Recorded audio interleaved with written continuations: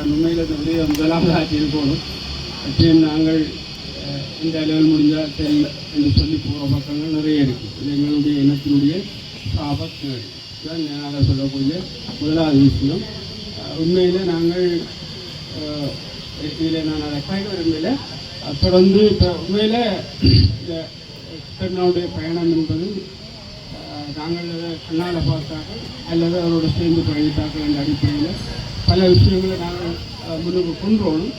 ஆனால் நேரத்தை அடிப்படையாக கொண்டு சில விஷயங்களை மட்டும் நான் இந்த இடத்துல சொல்லிக்கொண்டு அடுத்த நிகழ்வுக்கு போகலாம்னு நினைக்கிறேன். இதில் நான் நினைக்கிறேன் கிருஷ்ணா அவர்கள் 1979ஆம் ஆண்டு இந்த விடுதலை போராட்டத்தில் பயணித்து ஆரம்பித்து அவர் இந்த விடுதலை போராட்டத்தில் தன்னை கொண்டு வந்து நிலைநிறுத்தின ஒரு மனிதர்.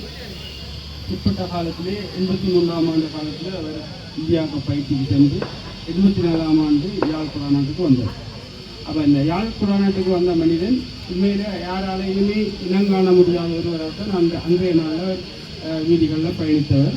ஒரு ஏசியா சைக்கிளில் கொட்ராய் அந்த காலத்தில் பிரபலமான ஒரு துணி கொட்ராய் ஜீன்ஸ் டபுள் பாக்கெட் ஷர்ட் இதை அணிந்து கொண்டு அதுவும் ஒரு டெனிம் ஷர்ட் தான் அதை அணிந்து கொண்டு வீதியில் இந்த இலகுவாக ஏசியா பைக் கைகள் கூட்டுற சைக்கிளில் இலகுவாக பயணித்து கொண்டிருந்த மனிதன் யாராலேயும் உண்மையில் கண்டுபிடிக்க முடியாது. ஆனால் 1984ஆம் ஆண்டு ஆரம்ப கால பகுதியில் அவர் கூடுதலாக பிரதான வீதிக்கு வேறு இறப்பு. பிரதான வீதிக்கு வந்தால் அது சந்தி இருக்குது. இந்தியாவிலேக்கு அந்த சந்தியில் தான் அவருடைய டீம் சேரும். டீம்னு சொன்னால் போராளிகள் சேர மாட்டேன். அவரை சுற்றி ஒரு 10 இளைஞர்கள் கூடுவார்கள். அந்த இளைஞர்களோட ஒருவராக தான் நீங்கள் இப்போ யாருமே அவரை போராளிகள் அந்த காலத்தில் பார்க்கும். எங்கட வீட்டு வாசனை வந்து நிற்பேன் வந்து நின்று புறவாரங்களை பகுதி விடுவாங்க. அவரோட சேர்த்து வெறும் ஒரு சாதாரண ஒரு மனிதனாக இருந்துதான் அவர் அந்த இடத்துல இளைஞர்கள் உருவாக்கி. பிற்பட்ட காலத்தில் அந்த கூடின இளைஞர்கள் பலர் போராட்டத்தில் போனார்கள். அதில் நானும் வருவேன். உண்மையிலே இந்த 84ஆம் ஆண்டு காலப்பகுதின்றது பெரிய ஒரு நெருக்கடியான காலப்பகுதி. எந்த நேரமும் இராணுவம் இந்த வீதிகளில் உலாவிக் கொண்டிருந்தது. பல நேரங்களில் அவர் அந்த பல இடங்களில் தன்னுடைய சைக்கிளை விட்டு ஓடின சம்பவங்கள் எல்லாம் இருக்கு. அதே போன்றுதான் பல சம்பவங்கள் நடந்தது. உண்மையில் 84ஆம் ஆண்டு காலம் ஒரு சாதாரண ஒரு மனிதன் ரணமாடியவர். 85ஆம் ஆண்டு இந்த கோட்டை இராணுவத்தினர் வந்து 85ஆம் ஆண்டு 6ஆம் மாதம் 7ஆம் மாதம் மட்டும் கோட்டை இராணுவம் படிக்கிறது. அந்த 84ஆம் ஆண்டு ஒரு சம்பவம் நடக்கும். அந்த இவர் நிற்கிற சந்தியில் இவர் வந்து தொடர்ந்து நிற்கிற சந்தியில் சவுதியிலிருந்து வந்து அமலதாசன் வந்து போராட்டத்தில் ஆரம்பத்தில் பயணித்தார். இவர் வந்து அந்த விஜயாவையில் பக்கத்தில் இவர் கிட்ட வரப்போகிற. ஆனால் வாராக்கு முதல் அமலதாஸ் வந்து ஒரு கடையில் ஒரு ஆக்களோட கைது நிற்கணும். அப்போ 2 ஆமட்டவர் வந்து எங்களோட வீட்டு வாசலில் நிற்குது. அமலதாஸ் வந்து கடைக்கில் இருந்து கைது வந்துருக்கு. நான் ஓடி போய் அமலதாஸ் இருக்குது அமலதாஸ் சாமி என்று சொல்லி அமலதாஸ் சாமி என்று தான் சொன்னேன்.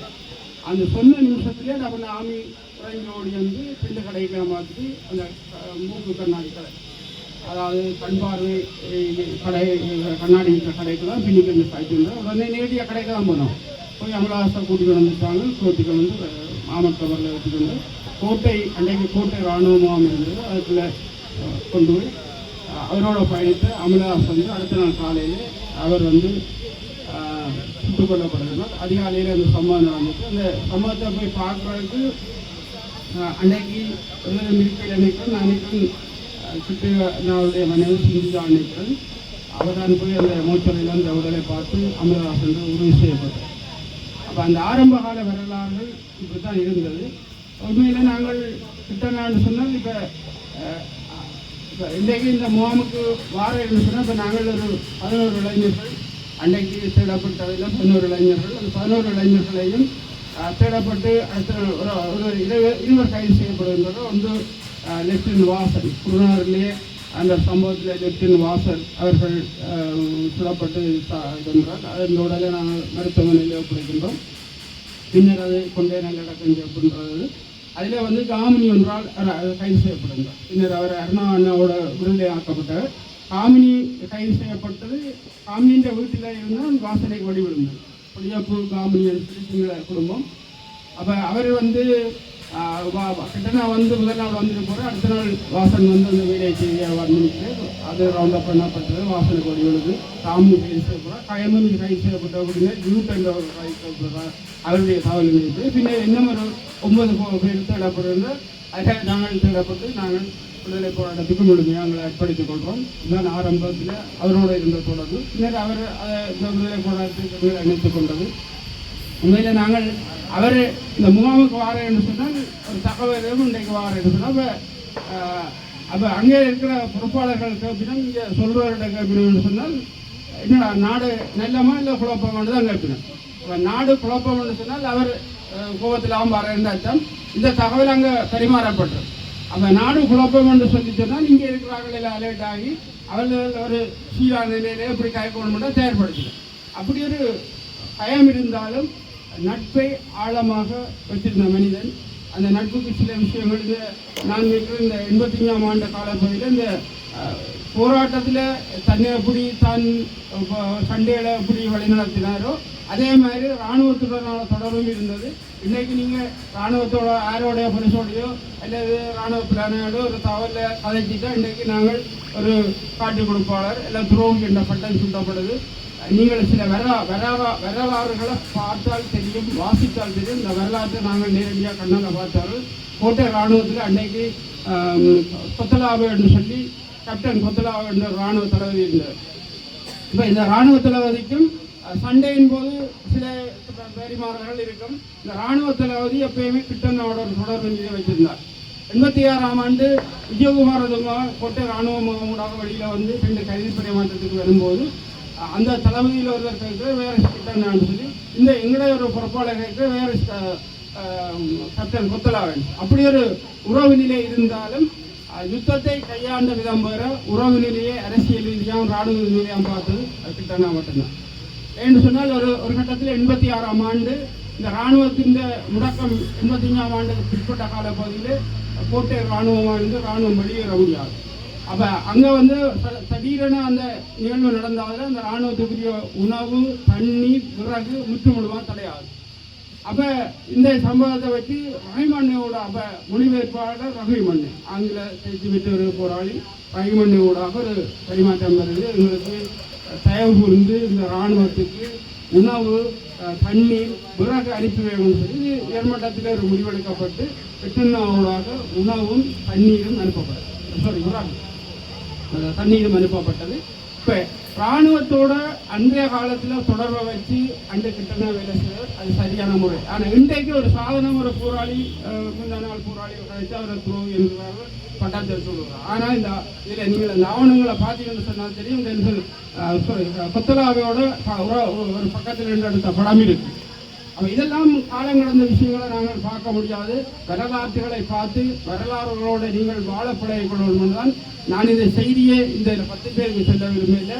உலகத்தில் இருக்கிறார்கள் கேட்பினம் நினைக்கிறோம், இந்த விமர்சிக்கிறார்களும் கேட்பினம் நினைக்கிறோம். விமர்சிக்கிறார்களும் பார்க்கணும் கேட்கணும். அன்றைய சூழலில் அப்படி அதை நாங்கள் வழிநடத்தப்பட்டார்கள் என்றதை நீங்கள் விளங்கிக் கொள்ளணும். அந்த அடிப்படையில் கிட்டனா வந்து இப்போ உதாரணத்துக்கு 84ஆம் ஆண்டு நான் நினைக்கிறேன் இந்த சுதுமலையில் ஒரு தன்னிறவையும் ஏற்படுத்துவதற்கான வேலையை அவர் எப்படி செய்வார் என்ற காரணம் சுதுமலையில் ஒரு குளம் வந்து பெரிய அளவு ஒரு குப்பையிடம் இதெல்லாம் ஆழம் இல்லாமல் இருந்தது. அப்போ ஒரு அறிவித்தல் வந்து எல்லா இடத்துலையும் இருக்கிற இளைஞர்களாக அந்த இடத்தை கொண்டு வரணும் முடிவெடுத்து கிட்டனா அறிவித்து எல்லா இடத்துல இருந்தும் இளைஞர்களை கொண்டு அந்த குளத்தை வந்து முழு நாளாக ஒரு சிரமதான பணிகளாக ஆழமாக்கப்பட்டது அவற்றை பணிதான். அந்த இடத்துல நாங்களும் போய் அந்த குளத்துப்புறாக போயிருந்த நாங்கள் உண்மையில அடுத்த கட்டமும் இந்த மக்களுக்கு அன்றைய காலத்தில் அந்த பொருளாதாரம் வந்து இங்கே விலைகள் எல்லாம் அதிகரித்திருந்தது. இங்கே வந்து அவர் என்ன ஒரு செய்கிறார்னு சொன்னால் அந்த நியாய விலை மக்களுக்கான கடையை வந்து ஆரம்பித்து வைக்கப்படும். எல்லா பிரதேசங்களிலும் ஒவ்வொரு கடைகள் உருவாக்கப்பட்டு அதனூடாக அந்த மக்களுக்கு நியாய விலையில பொருட்களை கிடைக்கக்கூடிய ஒழுங்குகள் செய்து அந்த கடைகளுக்கு எல்லாம் ஒவ்வொரு போராளிகள் தான் அந்த கடைகளை நின்று முகாமைகளாக வழிநடத்துகிறார். இப்படி அந்த காலத்திலே ஜாம் உற்பத்தி செய்யப்பட்டது, அச்சு வெளியிட்டு சோப்பு உற்பத்தி செய்யப்பட்டது. இதெல்லாம் வந்து தெருவாக போராளிகள் தான் விட்டார்.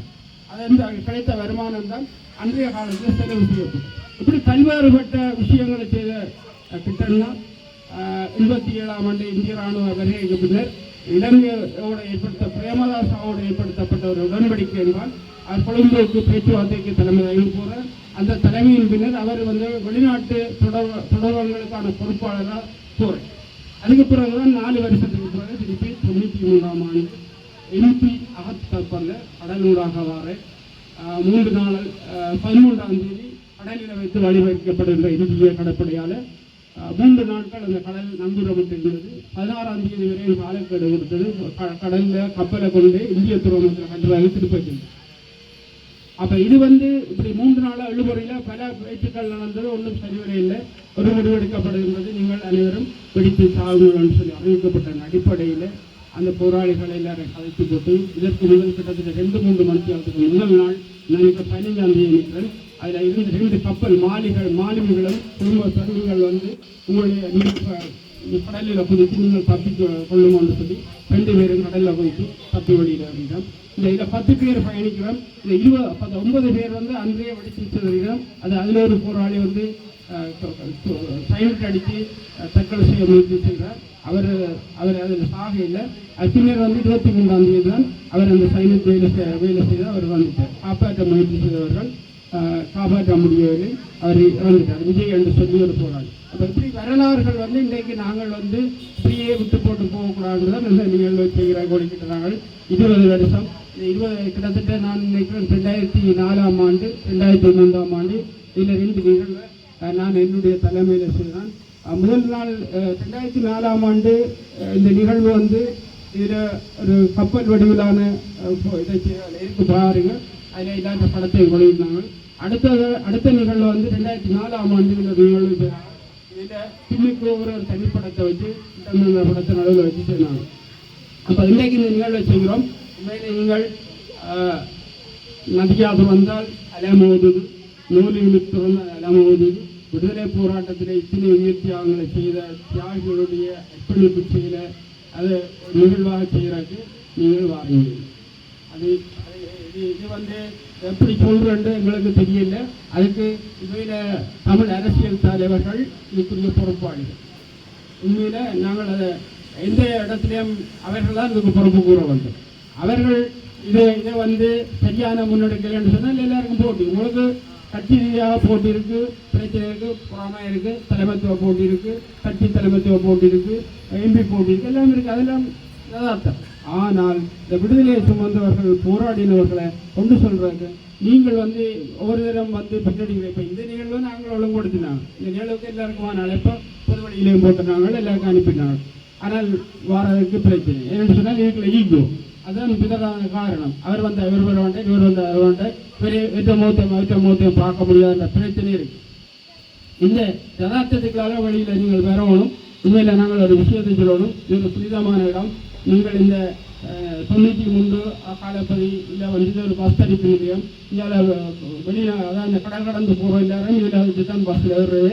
94ஆம் ஆண்டுக்கு பிறகு கிட்டநாள் இறப்புக்கு பிறகு இந்த பூங்காவான அந்த சூழ்நிலையில் இந்த பூங்கா அவ்வளோ அழகாக இருந்தது. எத்தனையோ பேருடைய பொழுதுபோக்கை நிறைவு செய்தது. ஆனால் நாங்கள் இரவு இங்கே தங்கினாங்க. 4 பேர் தங்கினவர் பயத்தில் எழும்பியிருந்தது. வெக்கக்கேடான விஷயம். இந்த மண்ணில் ஒரு மடிந்த மாவியுடைய நினைவு தூவி இருந்த இடத்துல நாங்கள் அந்த நிகழ்வு செய்கிறார்கள். இதில் உறங்கினவர்கள் படக்கையை விட்டு எழும்பி இருந்தவன் அந்த இரவு அப்படித்தான் இருந்த இந்த இடம். அந்த இடத்துக்கு பொறுப்பான சபை தான் இதுக்கு பதில் சொல்ல வேண்டும். நாங்கள் புடம் போட்டு சொல்ல விரும்பவில்லை. அதை அவர்கள் பார்த்துக் கொள்ளட்டும். என்ன சொன்னால் இது ஒரு செய்தியை விடுறோம். இது ஒரு அழகான இடம், அழகாக மாற்ற வேண்டிய இடம். இந்த இடத்தை நீங்கள் அழகாக மாற்ற வேண்டிய பொழுது இந்த சபைக்குரியது, சபை உறுப்பினர்களுக்குரியது. இது நிதிகளை நீங்கள் திரட்டணும், செய்யணும். அதை விட்டு போட்டு இதில் ஒருவன் நிகழ்வை செய்கிறவனுக்கு உறக்கம் இல்லை என்று பயமாக இருக்கான்னு சொன்னால் அதுக்கு பின்னால் என்ன இருக்குங்கிறத நீங்கள் தேடி பிடிக்கணும்.